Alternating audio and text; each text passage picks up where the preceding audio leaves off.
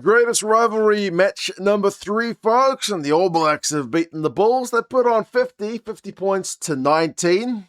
Better second half from the Bulls because they were scoreless in the first. The All Blacks put on 4 tries, but it was an interesting one because the Bulls didn't really kick us high balls, which was unusual because I've seen the Bulls do that in the URC season, and they've got a new number 10 in Kerwin Bosch who's very good at doing that, but they didn't test us under the high balls at all, really. And the All Blacks showed, like, when they get the counter-attack going, when they get those pops from the deck and the quick hands, very dangerous team. Didn't really get the maul going. That's one area the Bulls held, I think, the All Blacks pretty well. And there were some turnovers, man. What a breakdown battle between Anton Segner and Jandre Rudolph. But yeah, 50 points to 19. I think Dave Rennie will be relatively happy, seemingly no injuries, but they'll probably not be happy having conceded 3 tries in that second half if they are being clinical on themselves or critical, because, you know, it's going to be a big old match in that first test, which is coming up in a week's time. We'll go through the key events and stats, and you guys can let us know your thoughts on the match. Lots of New Zealand pressure early on, but the Bulls' maul defense was good, and I felt like kind of a missed chance early to do what we've been doing, at least, like, you know, get the ball rolling early. The Bulls managed to kind of hold the All Blacks out, which increases the psychological pressure, I feel, because this is a match where the All Blacks are supposed to win it pretty comfortably, and they want to get on the front foot early, but unable to convert. And then the Bulls, conversely, when they had their first real chance down the All Blacks end, that man, Anton Segner, who was doing it all day, he managed to get himself a turnover to shut that down. So neither side really took their first chances. And then the All Blacks scrum made a bit of a statement. Like, they kind of, I think, eased off once the changes were made in the front row. But they had a couple of big scrums in that first half, which psychologically, I know it's not a full-strength Bulls front row by any means, but psychologically it's nice for them to put on a big shove on the Bulls pack when they're 5 minutes out from their own line to get kind of a free exit. So no scores, but we've seen both sides with some chances, turnovers, scrums, and mauls and whatnot. So it's been a proper ding-dong first few minutes. Then we did see the All Blacks finally get the hands going. It took, 13 minutes for Josh Morby to get the first of the All Blacks tries. It's a nice line-out play.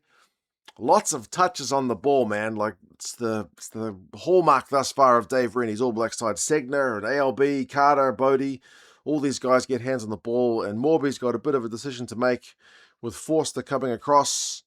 He steps him and goes over for the try, which is unconverted, but 5 points to 0. From an All Blacks perspective, that's a bit of, I guess, a settler. As I said, there's a lot more pressure on the All Blacks to get a result here than the Bulls. So, yeah, 5 points to 0. Maybe settles down the nerves a little bit. And then the Bulls almost got kind of a freebie.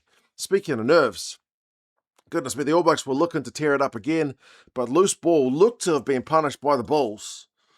But fortunately, from an All Blacks perspective, they find a knock-on in the build-up to that one from Willie LaRue. Otherwise, Handro Liebenberg was in all day. Like, Fabian Holland had done well as they'd kind of hacked it through to get back like a fullback and touch it down, but he missed the bloody thing. So, very kind of fortuitous exit from the All Blacks. Well, escape, I guess, from a potential soft try and reply. And maybe mentally that's a nice one, because it'd be pretty disheartening to concede a try immediately after scoring, but it is, as I said, TMO'd. Morby gets his second, though, a couple of minutes later. Bodie Barrett with the dink over for Carter. Carter had a really good game. He was very, very busy. He was into a bit of everything. He's got great acceleration, does Leroy Carter. We didn't really get a chance to see his top-end speed, I don't think, but his acceleration was certainly there. Big front foot carries from the All Blacks, and then Bodie Barrett links up with Morby from Luckeye, and it's try time. So 12 points to 0. Happy days from an All Blacks camp perspective. I think both of these tries, which have been finished by Morby, have been pretty nicely worked. I think they'll be pretty happy. Here's where I wrote the note. Like, the Bulls are not looking for the high balls. Like, did you watch the URC final? The Bulls love a high ball, man. And Kerwin Bosch is great at a high ball. Why are they not kicking us high balls? We got Bodie Barrett at fullback who struggled under the high balls against the Stormers. Why are we not getting high balls? I don't know why. Maybe they didn't want to give us practice for high balls ahead of the test. I don't know. I'm just conspiracy theorizing here because they were going through phases and Anton Segner was eating them up. It wasn't just Anton Segner, but he was the key proponent of it.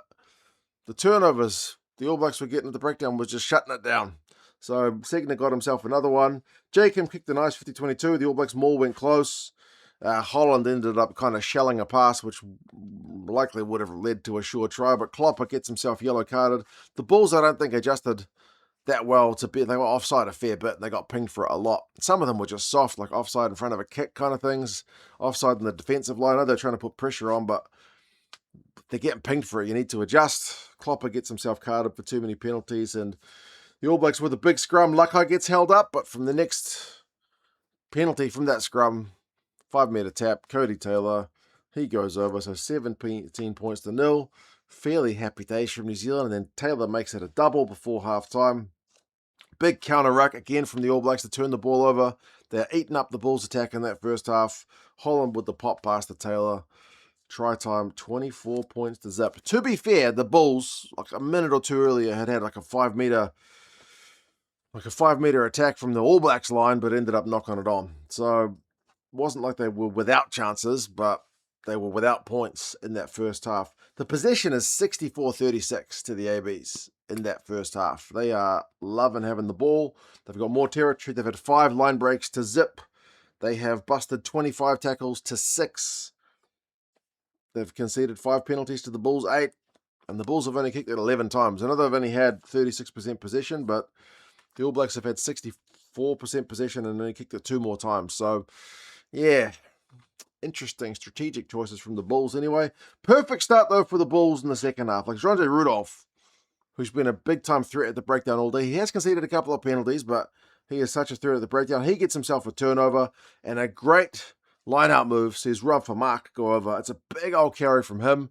And there's an annoying moment where we have to have this try TMO. Like Nika Amashukeli, love him or hate him, he's in a bloody good position to see the try. He is in a better position than any of the cameras. And he gives it a try, on-field try. And yet the TMO comes in, has multiple looks at it, so many looks, and eventually says, sorry, mate, I've got enough on camera here to overrule your on-field decision, to which the ref goes, nah, I'm giving it on-field try. I don't see enough there to overturn it, which is the fair result, man. That was like the ultimate kind of touch and go. Did it touch the line? Did it not touch the line? If the ref's right there, trust the ref. Why did the TMO have to look at that as many times as he did?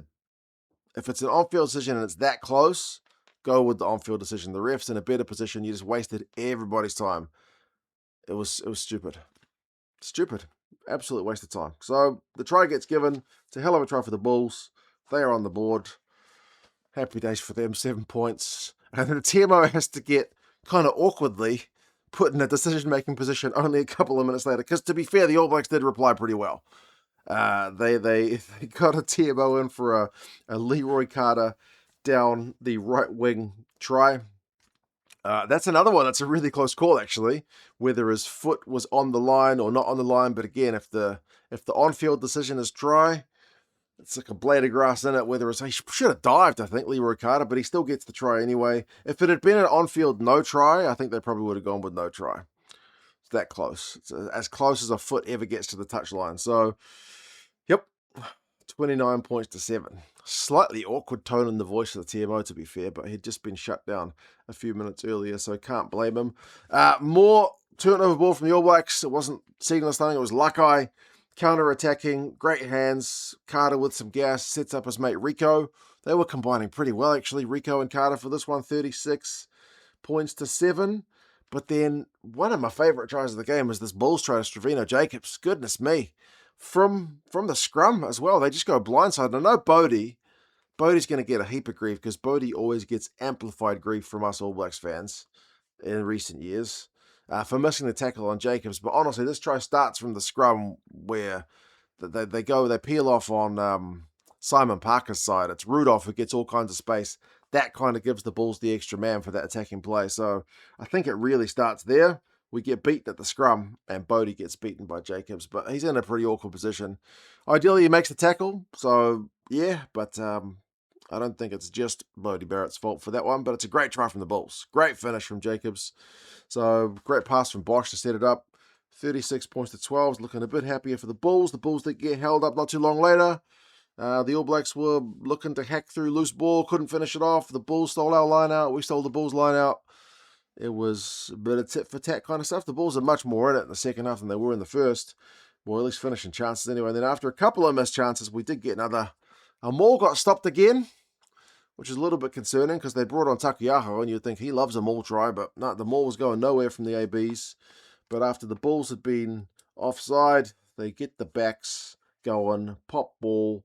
And I love it the way the All Blacks can pop the ball from the deck. They're looking to keep the ball alive. They don't want defensive line to set.